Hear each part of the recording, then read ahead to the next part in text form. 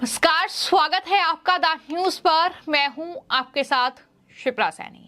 प्रधानमंत्री नरेंद्र मोदी के परिवार पर पहले सवाल उठाया और जब बीजेपी ने जवाब देते हुए विपक्ष पर पलटवार किया तो विपक्ष भड़का और उन्होंने भड़कते हुए एक ट्वीट किया जिसको लेकर अब दिल्ली पुलिस एक्शन में आ गई है। दरअसल इंडियन यूथ कांग्रेस की तरफ से एक ऐसा ट्वीट प्रधानमंत्री नरेंद्र मोदी को लेकर किया गया जिस पर अब एफआईआर दर्ज हो चुकी है, जिस पर अब दिल्ली पुलिस ने एक्शन लिया है। दरअसल विपक्ष ने, खास तौर पर बात हम करें आरजेडी के नेता लालू प्रसाद यादव और कांग्रेस पार्टी की ये साझा जो एक रैली थी उसमें प्रधानमंत्री नरेंद्र मोदी के परिवार को लेकर सवाल किया गया, लेकिन जब बीजेपी के नेताओं ने जवाब देना शुरू किया तो उसके बाद विपक्ष भड़का और अपनी तिलमिलाहट जाहिर करने से वो पीछे नहीं रहा। दरअसल इंडियन यूथ कांग्रेस की तरफ से एक ऐसा विवादित पोस्ट किया गया जिस पर अब दिल्ली पुलिस ने एफआईआर दर्ज कर ली है। ये मामला तुगलकाबाद पुलिस थाने में दर्ज हुआ है। 5 मार्च 2024 को इंडियन यूथ कांग्रेस ने एक पोस्ट किया जिसमें उन्होंने लिखा कि बलात्कारी, आतंकी, घृणा फैलाने वाले, भगोड़े और हत्यारे, सबका साथ सबका विकास, ये है मोदी का असली परिवार। और इस ट्वीट के साथ इंडियन यूथ कांग्रेस ने अपने जो उन्होंने ट्वीट किया उसके साथ एक बोर्ड भी लगाया। इसमें मोदी का असली परिवार बताकर उन विवादित नामों को जोड़ा गया है जिन पर कोई न कोई केस हुए हों या फिर कोई आरोप लगे हों। इसमें गौतम अडानी को लुटेरा कहा गया, मेहुल चोकसी, ललित मोदी, विजय माल्या, नीरव मोदी को भगोड़ा बताते हुए मोदी का असली परिवार बताया गया। इसके अलावा इसमें उपेंद्र रावत को अश्लीलता फैलाने, ब्रिजभूषण को यौन शोषण के आरोपी, अनुराग ठाकुर को दंगे भड़काने वाला और अजय सिंह टैनी को लोगों को गाड़ी से कुचलने वाला कहा गया। और इस तरीके से इंडियन यूथ कांग्रेस ने यह पोस्ट किया। यहाँ साध्वी प्रज्ञा को आतंकवादी भी कहा गया, साथ ही कुलदीप सेंगर पर गैंगरेप और चिन्मयानंद पर रेप और साथ ही संदीप सोनी पर शारीरिक शोषण का इल्जाम लगाकर उन्हें मोदी का परिवार बताया गया। तो कुल मिलाकर इस तरीके से ये बहुत ही भड़काऊ, आपत्तिजनक, विवादित पोस्ट जो था वो इंडियन यूथ कांग्रेस के ऑफिशियल अकाउंट से किया गया और कांग्रेस की यूथ यूनिट के द्वारा की गई ये हरकत जिसने पूरा विवाद बढ़ा दिया। जो विपक्षी गठबंधन की बैठक में लालू प्रसाद यादव के बयान के बाद ही ये पोस्ट किया गया था। तो इस तरीके से इस पोस्ट को लेकर जब बवाल हुआ तो अब पुलिस ने एफआईआर दर्ज कर ली है।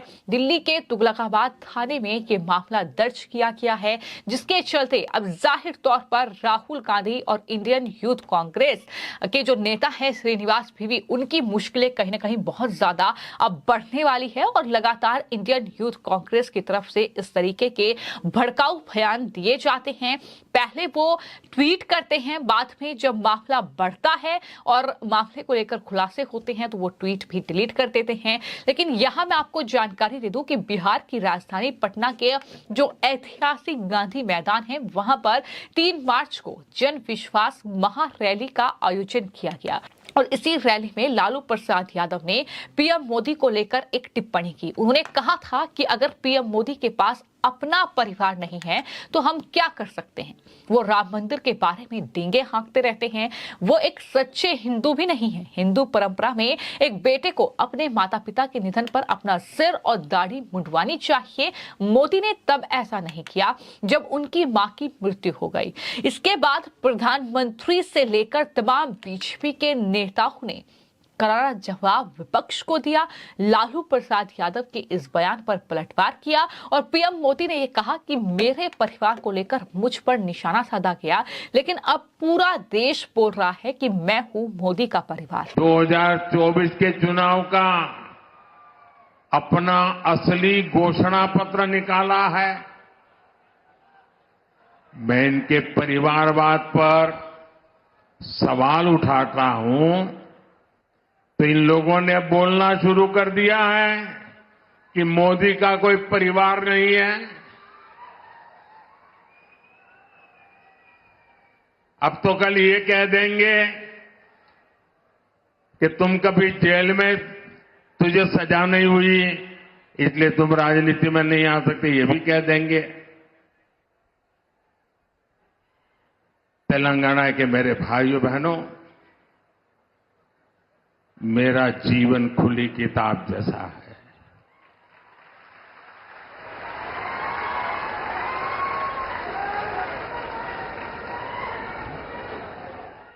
आप मुझे देशवासी भली भांति जानते हैं, समझते हैं।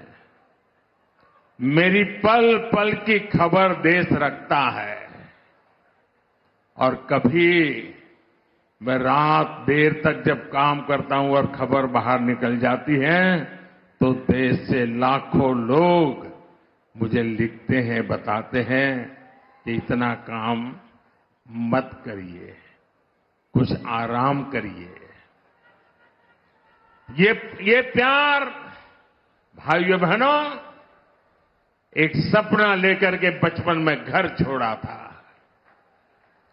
और जब मैंने अपना घर छोड़ा एक सपना लेकर के चला था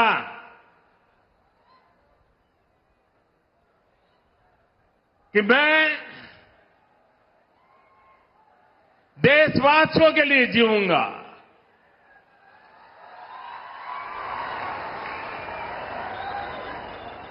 मेरा पल पल सिर्फ और सिर्फ आपके लिए होंगे। मेरा कोई निजी सपना नहीं होगा, आपके सपने, यही मेरा संकल्प होगा।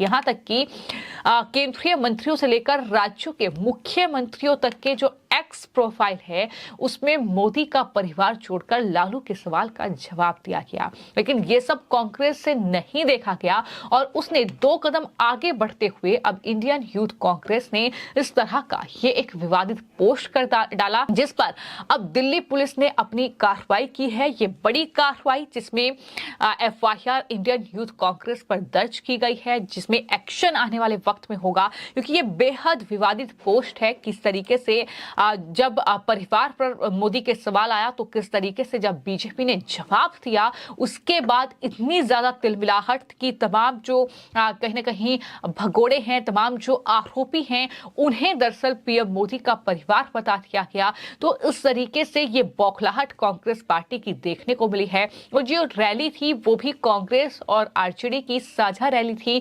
बिहार में, जहां पर लालू प्रसाद यादव ने यह बयान दिया। लेकिन जब इस बयान पर जवाब बीजेपी के नेताओं ने दिया अपने एक्स प्रोफाइल पर मैं भी मोदी का परिवार लिख के, तो इस तरीके की बौखलाहट के देखने को मिली है। ये मोदी क्या है? मोदी कोई चीज है क्या? ये नरेंद्र मोदी आजकल परिवारवाद पर हमला कर रहे हैं। प्रधानमंत्री श्री नरेंद्र मोदी जी के ऊपर एक बार पुनः इस स्तर का, इस निचले और छिछले स्तर का शब्द प्रयोग किया गया है श्री लालू प्रसाद यादव जी के द्वारा। अरे भाई तुम बताओ ना कि तुमको क्यों परिवार में कोई संतान नहीं तुमको हुआ, बताओ। उन्होंने मोदी जी के परिवार के विषय में यह बात कही तो मैं याद दिला देना चाहता हूं कि प्रधानमंत्री श्री नरेंद्र मोदी जी के लिए परिवार पूरा देश है। ज्यादा संतान होने वाले लोगों को बोलता कि परिवारवाद है, परिवार के लिए लोग लड़ रहे हैं। तुम्हारे पास परिवार नहीं है। हम सब लोग अपने परिवार के साथ होली दिवाली मनाते हैं। प्रधानमंत्री बनने के बाद 2014 की पहली दीपावली प्रधानमंत्री जी ने कहां मनाई थी? सीमा पर सैनिकों के साथ। यह उनका परिवार था। हालांकि अब इस पूरे मामले को लेकर कहीं ना कहीं विवाद बढ़ सकता है।